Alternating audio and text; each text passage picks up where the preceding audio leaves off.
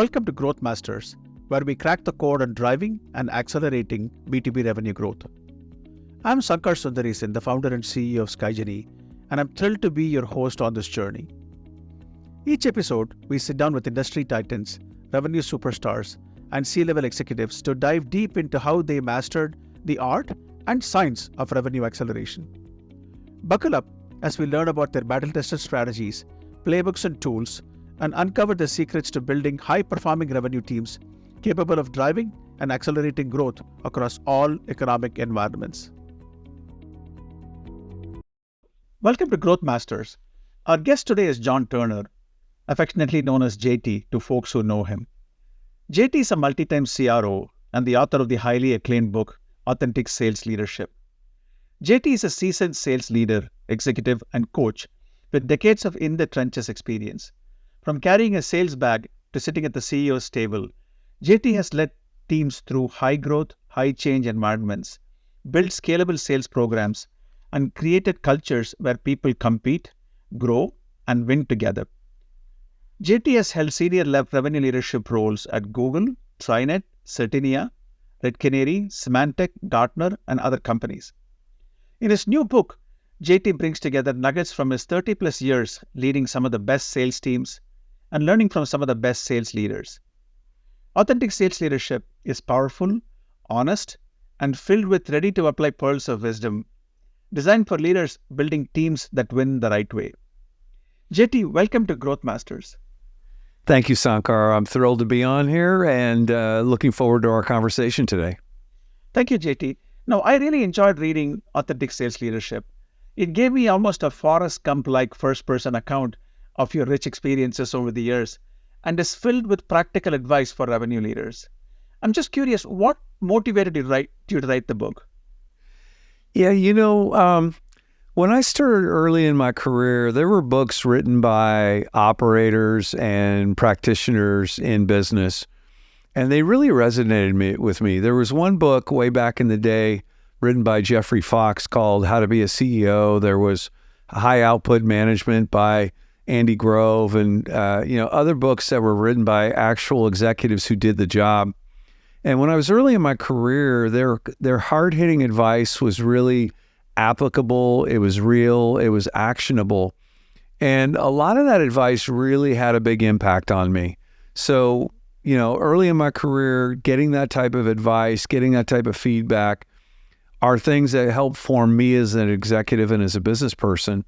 And so I always had it in my mind that I wanted to pay it back, that I wanted to say, hey, I've learned a lot in my 30-plus years of being in sales and sales management. Why don't I pay it back in the way that it was given to me and share what I've learned over time and give it in my way as an operator? So it was really a kind of paying back what was given to me years ago through some people who took the time to write books based on real-world advice. Oh, very interesting, JT. Now, could you share an instance from your experience where a seemingly unconventional yet authentic leadership approach yielded significantly better results than traditional sales management tactics might have?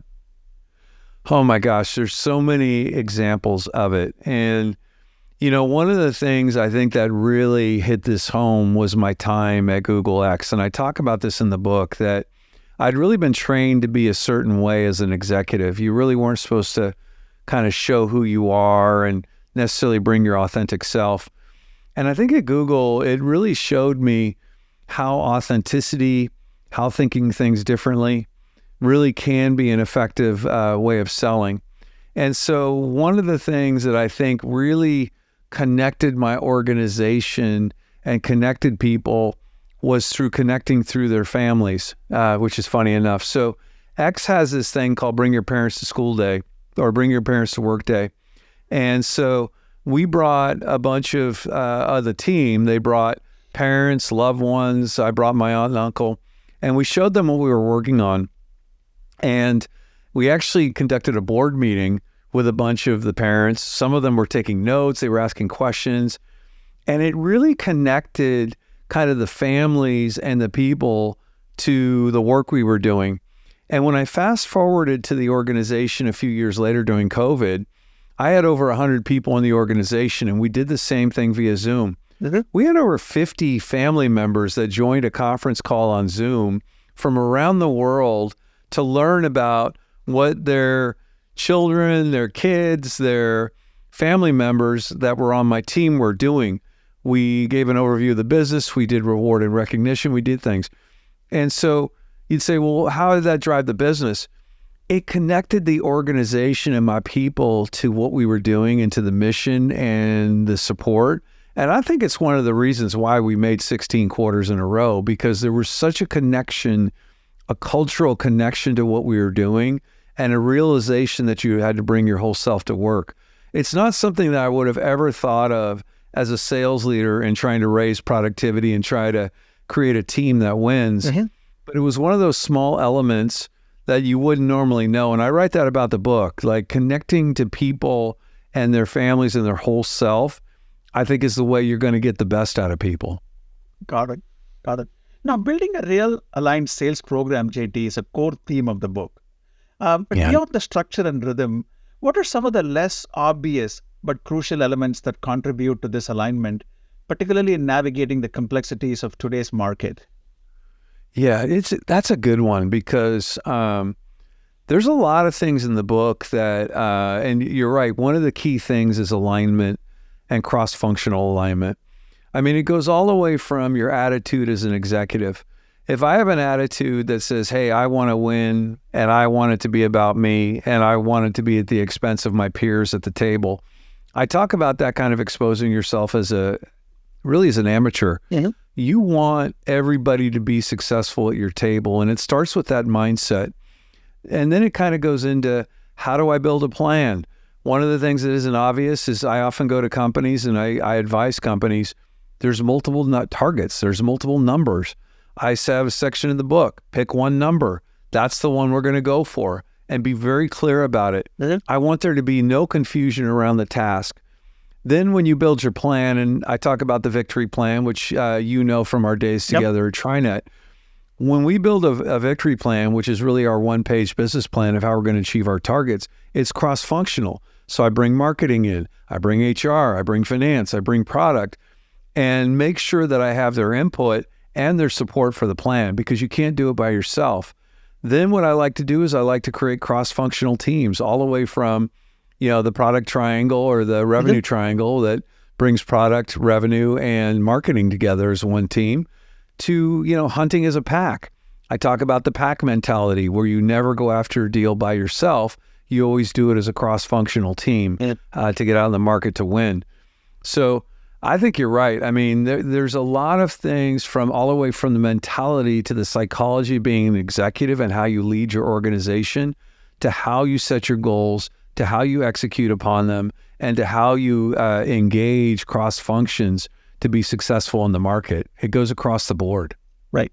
JT, you mentioned that a key learning for you at X, which for folks that aren't familiar with X, was Google's home for all of their moonshot projects, was that aiming for 10X improvements required almost the same effort as 1X.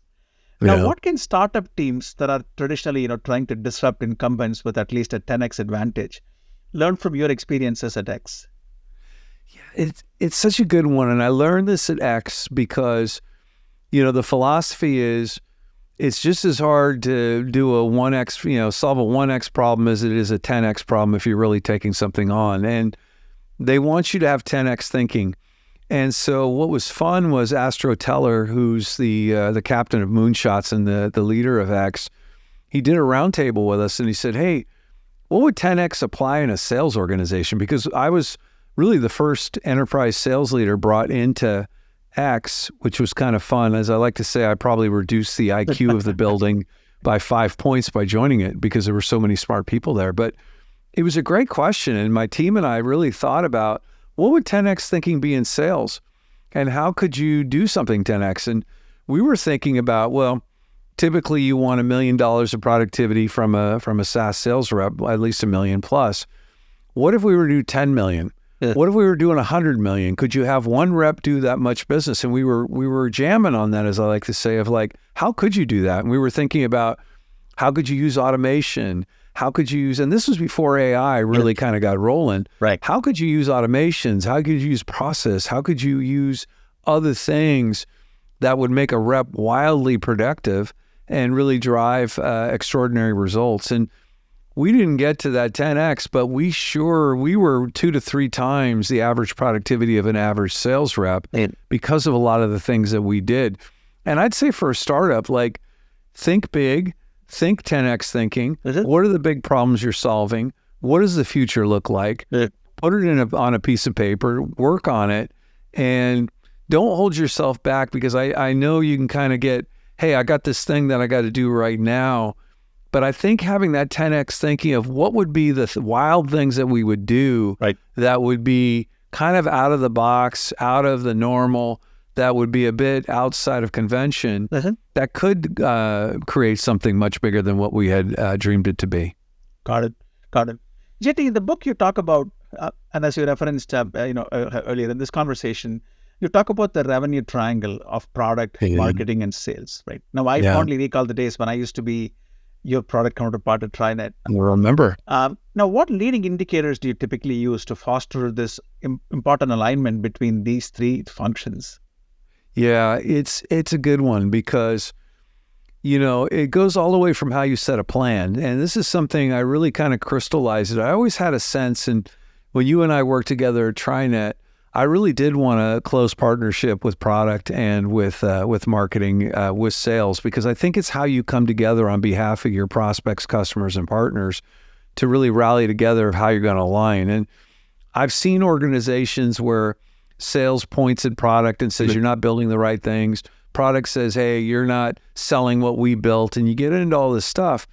And what I learned really, and we're crystallized at X, is when we were launching Chronicle, we actually had marketing, the marketing leader, the CMO, myself, the product leader, the founder, and the CFO would sometimes be a guest. And we were like, how are we going to bring it to market?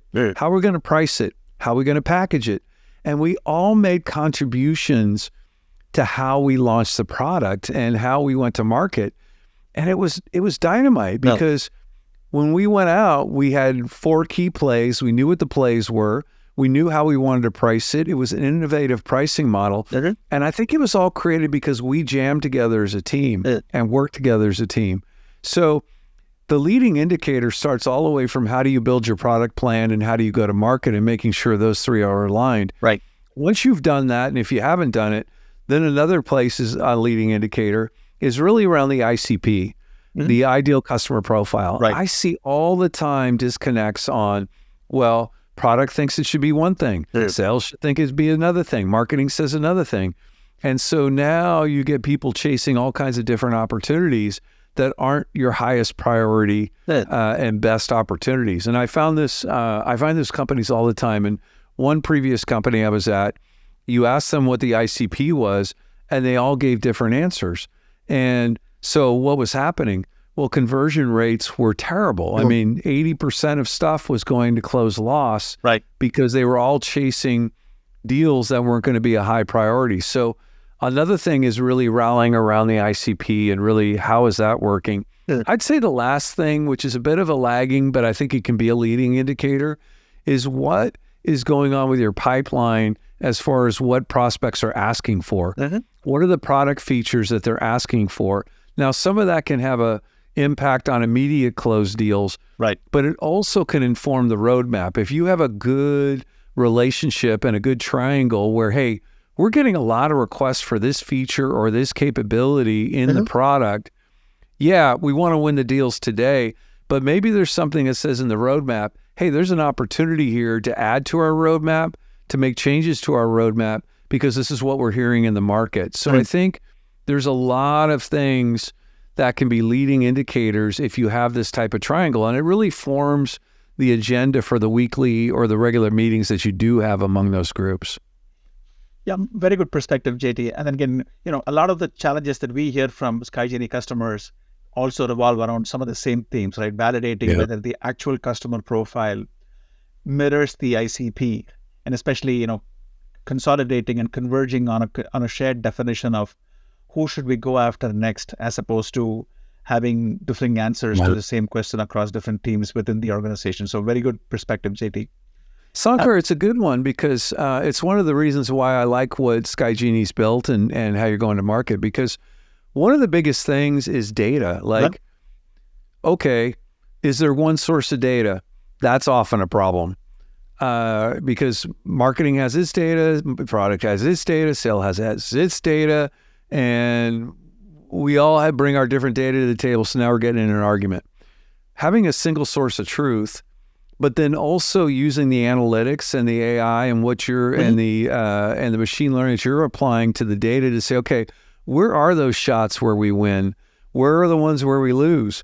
How do we anticipate those? And then, by the way, how's it impacting our pipeline, not only today, but I think more importantly, what's going on in the next few quarters?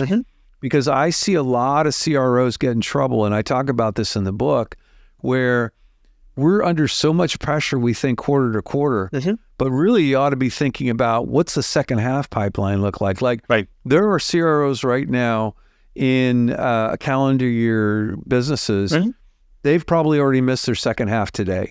I can look at their pipeline. I can look at the analytics that you run across it. You can, forecast in better ways that and kind of predict what's happening better than most of the tools on the market. And now I know whether I've got a problem or not. Where is the problem and what do I need to do about it? So it's not only having a single source of truth, but then being able to look out ahead on where my issues are going to be around my pipeline in particular and how I could remediate them. Yeah. Very good segue, JT, into the next question I wanted to ask you. Now, you talk a lot in the book about turning chaos into a clear winning go-to-market plan. Yeah. Now, could you elaborate on a time when you inherited or encountered significant chaos within an organization, and which specific authentic leadership principles you applied to bring clarity and to eventually turn it around and drive it into a success?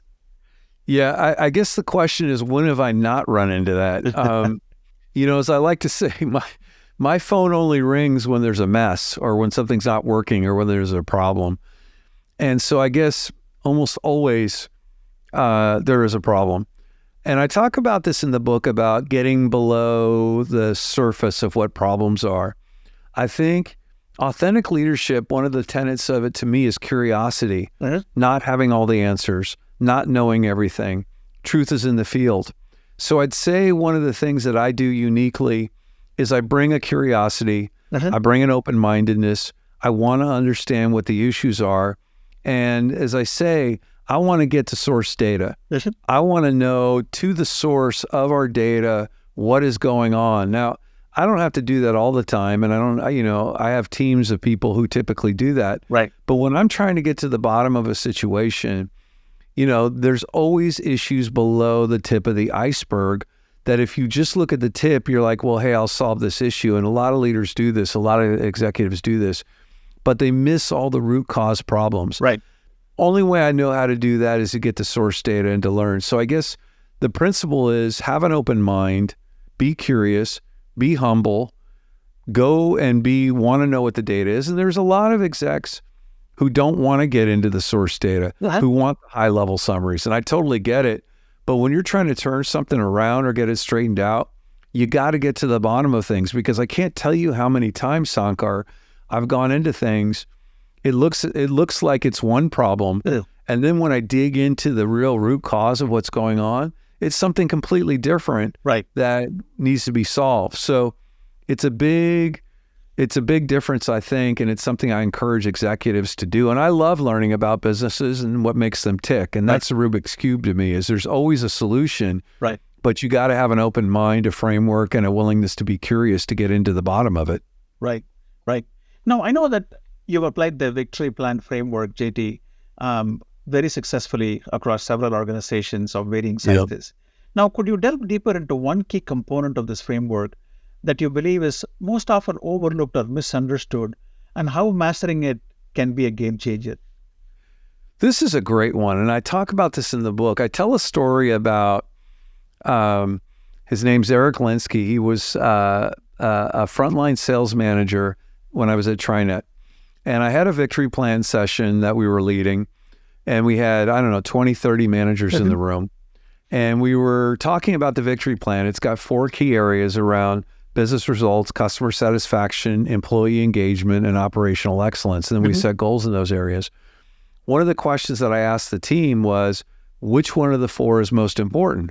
And everybody raised their hand and said business results. You got to make the number. You got to hit the pipeline numbers. You got to do this, that, and the other thing. And it was pretty much a consensus. And then Eric raised his hand and said, I don't agree. Yeah. And it was fascinating because he said, I think it's employee engagement. Mm-hmm. Because I worked at a restaurant chain. Yeah. I was actually a server at the chain.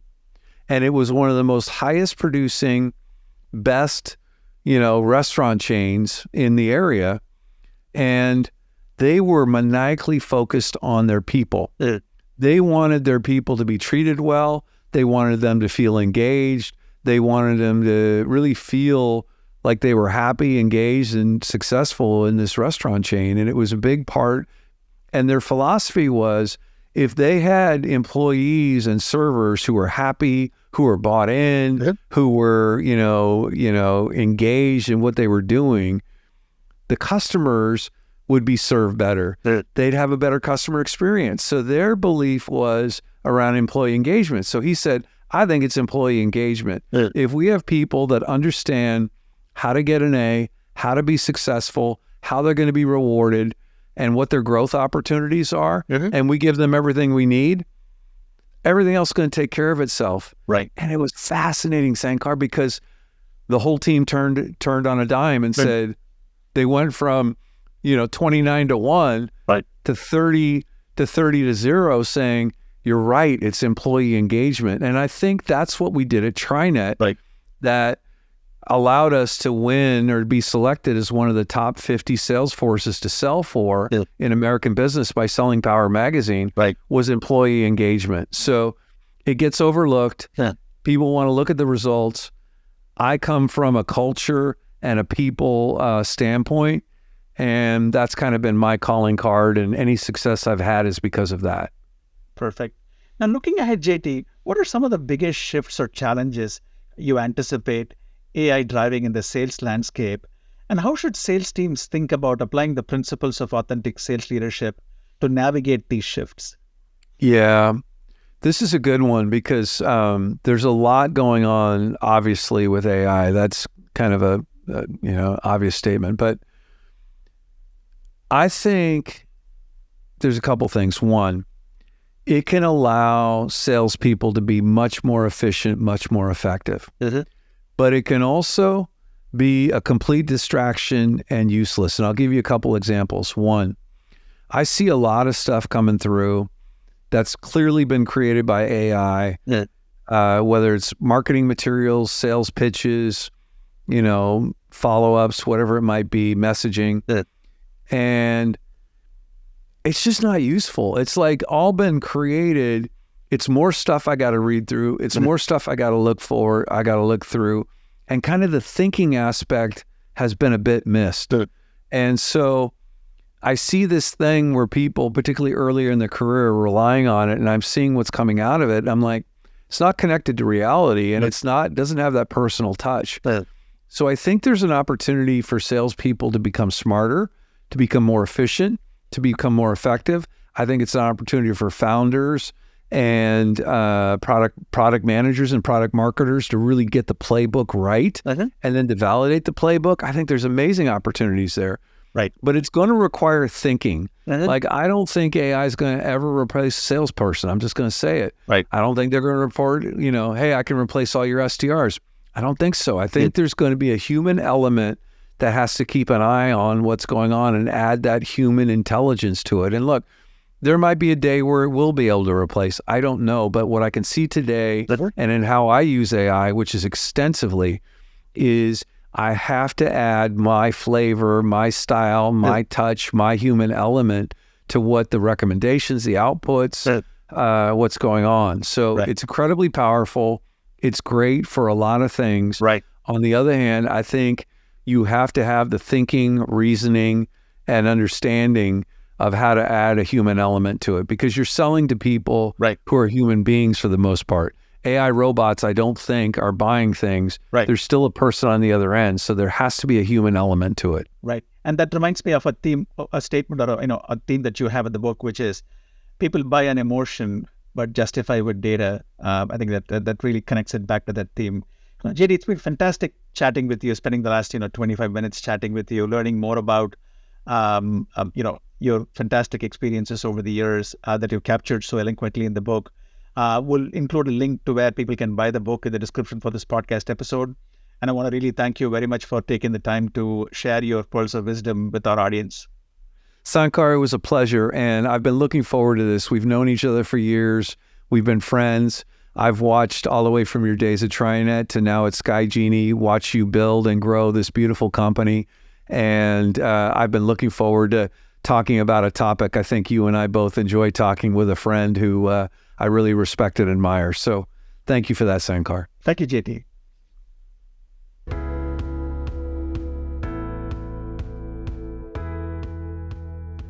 That's a wrap for this episode of Growth Masters. Remember, growth is a journey, not a destination. Keep experimenting, learning, and scaling. If you enjoyed this episode, please hit that subscribe button and share it with your fellow revenue leaders. Until next time, keep on growing.